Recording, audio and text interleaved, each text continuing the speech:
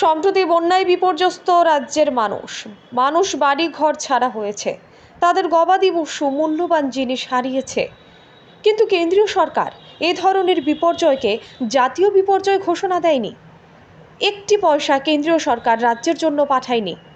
40 কোটি টাকার যে গল্প শুনানি হয়েছে, আসলে এটা স্টেট ডিজাস্টার ফান্ডের টাকা।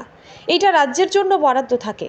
প্রতি বছর রাজ্যকে এই ফান্ড দিয়ে থাকে কেন্দ্রীয় সরকার। এই টাকাই রাজ্য সরকারকে অগ্রিম পাঠানো হয়েছে। কিন্তু বন্যার ক্ষয়ক্ষতির জন্য যে প্যাকেজ দাবি করা হয়েছে, 1 টাকাও পাঠায়নি কেন্দ্রীয় সরকার। ত্রিপুরা রাজ্যে এত ক্ষয়ক্ষতি, এত মানুষের মৃত্যু হলেও প্রধানমন্ত্রী নরেন্দ্র মোদী 1 সেকেন্ড রাজ্যের মানুষের জন্য সময় দেননি, দুঃখ প্রকাশ ও উদ্বেগ প্রকাশ করেননি বলে অভিযোগের সুর চড়ালেন প্রদেশ কংগ্রেস সভাপতি আশিস কুমার সাহা। বিলুনিয়া সফরে এসে ব্লক কংগ্রেস সভাপতির বাসভবনে সংবাদ মাধ্যমের মুখোমুখি হয়ে এই অভিযোগ তুলেছেন প্রদেশ কংগ্রেস সভাপতি। তিনি আরও বলেন, রাজ্যে আইন শৃঙ্খলা অবনতির পেছনে শাসক দলের একটা অংশ বড় ভূমিকা রয়েছে। বিধবা মহিলা থেকে শুরু করে শিশুদের সুরক্ষার ক্ষেত্রে আরক্ষা প্রশাসনের গাফিলতি রয়েছে।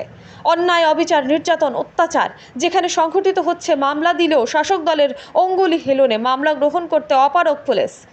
বিরোধীদের মিথ্যা মামলা দিয়ে হয়রানি করা হচ্ছে। এই বিষয়ে পুলিশ আধিকারিকদের সাথে কথা বলেও কোনো পদক্ষেপ বা উদ্যোগ নেই। নারী নির্যাতন, মহিলাদের ধর্ষণ, খুন, শ্লীলতাহানি, এই পরিস্থিতি থেকে উত্তরণের জন্য আগামী 23শে সেপ্টেম্বর পুলিশের মহানির্দেশক অফিস ঘেরাও কর্মসূচি করবে বলে জানান প্রদেশ কংগ্রেস সভাপতি আশিস কুমার সাহা। সম্প্রতি বন্যায় ক্ষতিগ্রস্ত দক্ষিণ জেলা পরিদর্শনে আসেন প্রদেশ কংগ্রেস সভাপতিও। বিভিন্ন ক্ষতিগ্রস্ত এলাকা পরিদর্শন করার পর বন্যায় ক্ষতিগ্রস্ত মানুষের সাথে কথা বলার পর ত্রাণ সামগ্রী তুলে দেন। এরপর বাইক দুর্ঘটনায় আহত বিলুনিয়া ব্লক কংগ্রেস সভাপতি দেবাশিস মজুমদারের বাসভবনে আসেন প্রদেশ কংগ্রেস সভাপতি। Bureau report, digital Tripura. পক্ষ থেকে 23শে সেপ্টেম্বর আমাদের রাজ্যের যে পুলিশের মুখ্য নির্দেশক, ওনার অফিস ঘেরাও করার একটা কর্মসূচি আমরা ঘোষণা করেছি।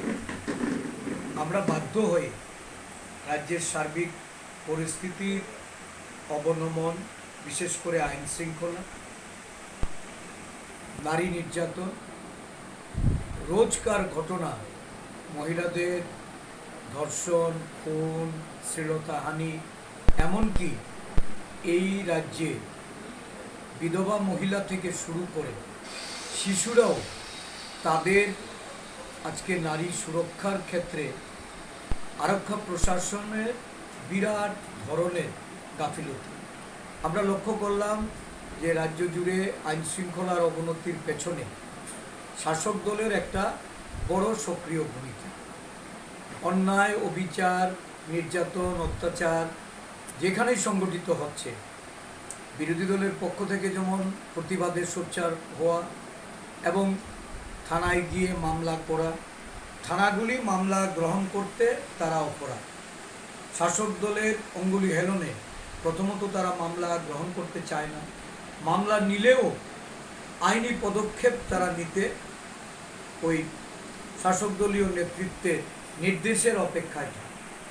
বহু জায়গায় মিথ্যা মামলা দিয়ে এই পঞ্চায়েত নির্বাচনের আগে বা পরে বিগত বেশ কিছুদিন ধরে এই রাজ্যে দেখা যাচ্ছে বিরোধী দলের নেতাকর্মীদের হয়রানি করা হচ্ছে।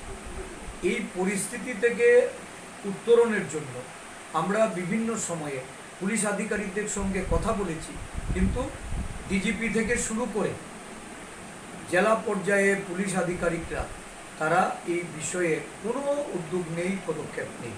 বাধ্য